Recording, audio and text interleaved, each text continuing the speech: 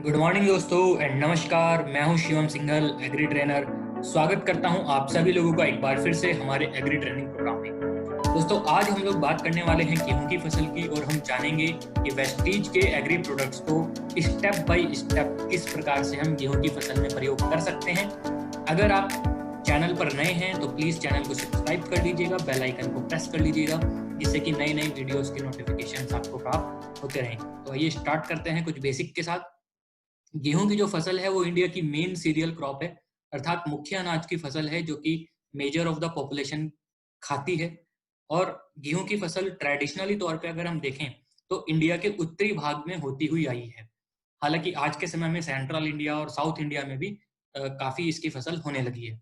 Green revolution जब India में हुआ था 1960s 70s में, उसके बाद से गेहूं के उत्पादन में बहुत अच्छा इंप्रूवमेंट हुआ है। अगर वर्ल्ड में प्रोडक्शन की बात करें तो आज इंडिया सेकंड नंबर पे आ चुका है वर्ल्ड में प्रोडक्शन के मामले में। और इंडिया में उत्तर प्रदेश, मध्य प्रदेश, पंजाब, हरियाणा, बिहार, राजस्थान, ये कुछ स्टेट्स हैं जो कि मेजर प्रोड्यूसिंग स्टेट्स हैं। अगर फेवरेबल क्लाइमेट की बात करें तो गेहूं की फसल को आमतौर पे ठंडा वातावरण पसंद होता है, ठंडा मौसम चाहिए होता है। जब हम गेहूं की फसल की बुआई करते हैं उस समय पे 20 से 25 डिग्री सेल्सियस का नॉमिनल टेम्परेचर सही रहता है बुआई करने के लिए। जैसे जैसे फसल आगे ग्रोथ करती है उस टाइम पे उसको और भी ठंडा टेम्परेचर चाहिए होता है। तो 10 डिग्री 5 डिग्री तक भी टेम्परेचर आएगा तो कोई दिक्कत नहीं है, और कम टेम्परेचर भी आएगा तो भी फसल काफी स्ट्रांग होती है, उसको सहन कर लेती है। और जैसे पकने का समय आता है, मैच्योरिटी का समय आता है, उस टाइम पे थोड़ा ड्राई एंड वार्म वेदर चाहिए होता है। तब तक बसंत ऋतु आ चुकी होती है जो कि फसल को पकने में सहायता करती है। जहां तक मिट्टी की बात है तो दोमट मिट्टी या जिसको हम लॉमी सॉइल कह सकते हैं वो अच्छी रहती है। वाटर होल्डिंग कैपेसिटी उसकी अच्छी होनी चाहिए, अच्छे से नमी बना सके और ड्रेनेज भी अच्छा रहे। ये कुछ बेसिक इंट्रोडक्शन था। अब हम प्रोडक्ट्स की तरफ चलते हैं। वेस्टीज की अगर हम प्रोडक्ट्स की बात करें तो सबसे पहले स्टेप नंबर 1 आता है बेसल एप्लीकेशन बिफोर और एट सोइंग। अब इसको समझना बहुत इंपॉर्टेंट है क्योंकि अलग अलग प्रैक्टिसेस हैं, अलग अलग प्रकार के किसान अलग अलग प्रकार के प्रैक्टिसेस करते हैं। काफी किसान हैं जो खेत को तैयार करते हैं, गोबर की खाद डालते हैं, फर्टिलाइजर्स डालते हैं, फिर उसके बाद बीज की बुआई करते हैं। काफी किसान हैं जो कि गोबर की खाद एक साल छोड़ के एक साल भी डालते हैं, या फिर काफी किसान हैं जो कि सिर्फ फर्टिलाइजर डालते हैं उसके बाद बीज की बुआई करते हैं। और दूसरी तरफ ऐसे भी किसान हैं जो कि बीज की बुआई और फर्टिलाइजर दोनों एक साथ ही डाल देते हैं शुरू में। मतलब अगर हम डीएपी डाल रहे हैं तो उसी के साथ मिला के बीज को डाल देते हैं। तो अलग अलग प्रकार के किसान हैं, काफी सारी वेरिएशंस हैं। मेरी कोशिश है कि मैं आपको ऐसा कुछ बता दूं जिससे कि आप डिफरेंट डिफरेंट वेरिएशंस के अकॉर्डिंग प्रोडक्ट को यूज करवा पाएं। दोनों ही कंडीशन में, किसी भी प्रकार की कंडीशन में आप शुरुआत में एग्री ह्यूमिक ग्रैनुअल, एग्री प्रोटेक्ट और एग्री बीएससी का प्रयोग कर सकते हैं। ह्यूमिक ग्रैनुअल 5 किलो तक यूज किया जा सकता है, एग्री प्रोटेक्ट 500 ग्राम और 80 टू 150 ml प्रति एकड़ के हिसाब से हम प्रयोग कर सकते हैं। अब अगर कोई बीज की बुआई बाद में करता है, पहले फर्टिलाइजर या गोबर की खाद डाल लेता है तो उसके साथ मिला के भी डाल सकता है। कोई अगर फर्टिलाइजर और बीज दोनों एक साथ डाल रहा है तो उसमें मिला के भी डाल सकता है। कोई प्रॉब्लम नहीं है, रिजल्ट आपको बहुत अच्छे वहां पे मिलने वाले हैं। मिट्टी आपकी उर्वरक बनेगी, पोरस बनेगी अर्थात भुरभुरी बनेगी, मिट्टी की वाटर होल्डिंग कैपेसिटी अच्छी रहेगी और फसल का विकास अच्छे से वहां पे हो पाएगा। स्टेप नंबर 2 की बात करें तो है सीड ट्रीटमेंट, बीज उपचार। अब अगर हम बीज को लगाने जा रहे हैं तो अच्छा होता है कि हम बीज का पहले उपचार कर लें। बीज का उपचार करने के लिए एग्री ह्यूमिक बहुत अच्छा है, 5 ml प्रति किलो के हिसाब से हम कर सकते हैं। एग्री प्रोटेक्ट का भी यूज कर सकते हैं, 5 ml 5 ग्राम प्रति किलो के हिसाब से। इनसे अगर हम बीज उपचार कर रहे हैं तो बेसिकली हमारे बीजों का जो अंकुरण है वो बहुत अच्छा होगा, फुटाव बहुत अच्छा होगा, कल्ले अच्छे से निकलेंगे, जड़ों का विकास बहुत अच्छे से होगा, वाइट रूट्स ग्रो कर पाएंगी, फसल जो है वो फफूंद जनित रोगों से बच पाएगी। स्टेप नंबर 3 की बात करते हैं, स्प्रे और ड्रेंचिंग एट फर्स्ट इरिगेशन। ये वाला भी काफी समझने वाला स्टेप है। आमतौर पे जब हम गेहूं की फसल लगाते हैं तो उसके 20 दिन बाद, 25 दिन बाद किसान वहां पे निड़ाई गुड़ाई कर देता है या फिर वहां पे खरपतवार नाशक का स्प्रे कर देता है। उसके बाद फर्स्ट इरिगेशन लगाया जाता है। फिर फर्स्ट इरिगेशन के बाद किसान वहां पे यूरिया का भी एप्लीकेशन कर लेता है। अब हमें यहाँ पे ये समझना है कि आपके पास 3 ऑप्शन है। या तो जब आप फर्स्ट इरिगेशन कर रहे हैं उसके 2 से 3 दिन के बाद आप स्प्रे कर लें, या फिर जब आप इरिगेशन कर रहे हैं तो उसी पानी के साथ मिला के प्रोडक्ट का प्रयोग कर लें, या फिर जब आप इरिगेशन करने के बाद फर्टिलाइजर डाल रहे हैं उसके साथ मिला के भी प्रोडक्ट का प्रयोग कर सकते हैं।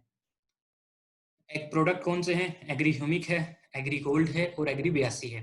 एग्री ह्यूमिक अगर हम स्प्रे कर रहे हैं तो 15 लीटर के टैंक में 30 ml, एग्री गोल्ड 20 ग्राम, एग्री 82 10 ml तक यूज किया जा सकता है।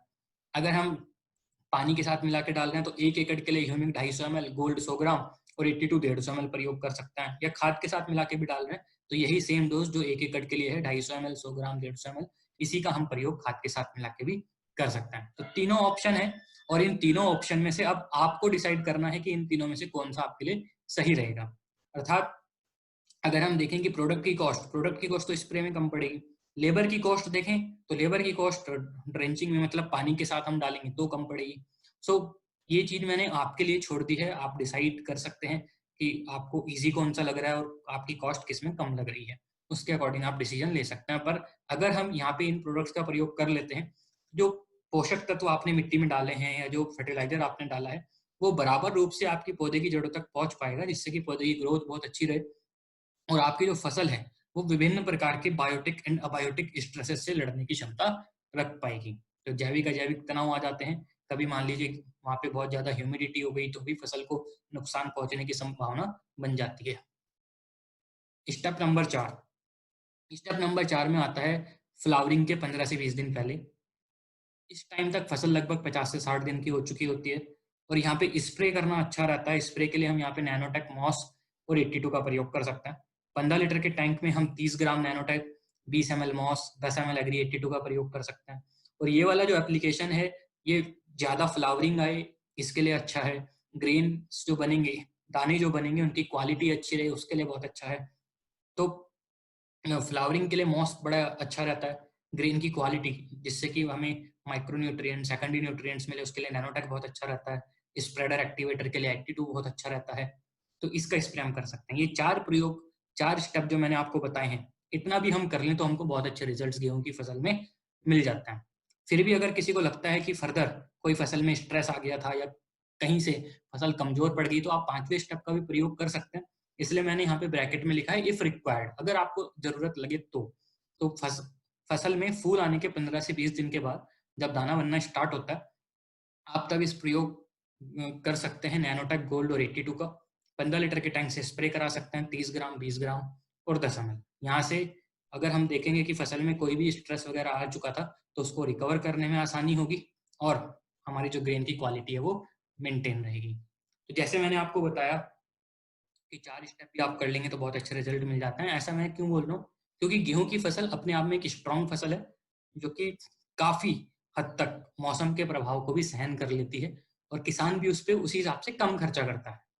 तो यहाँ पे हमें ये देखना है कि जैसे मैंने शुरू से लेके लास्ट तक आपको 3 प्रोडक्ट का बताया है, तो वहां पे आपके लिए मेन है कि आप प्रोडक्ट के रोल समझें, हर प्रोडक्ट का रोल क्या है।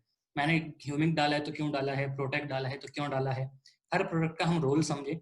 और हर प्रोडक्ट का रोल समझने के लिए आपको प्रोडक्ट की नॉलेज देनी पड़ेगी, जिसका लिंक मैंने डिस्क्रिप्शन में दिया हुआ है, उसमें आपको प्रोडक्ट की ट्रेनिंग आपको मिल जाएगी। आप अपने हिसाब से भी डिसाइड कर सकते हैं कि कहीं पे मैं 3 की जगह अगर 2 ही प्रोडक्ट यूज करना चाहता हूँ तो कौन से 2 मैं यूज करूं और किन 2 का काम वहां पे है या जरूरत वहां पे है। तो वो आप अपने हिसाब से भी डिसाइड कर सकते हैं। बिल्कुल कोई हार्ड एंड फास्ट नहीं है कि आप बिल्कुल ऐसा ही करें। मेन चीज है कि आप ये समझें कि कौन सा प्रोडक्ट कौन सी स्टेज में काम करेगा। सो ये चीज बहुत इंपॉर्टेंट है समझने के लिए।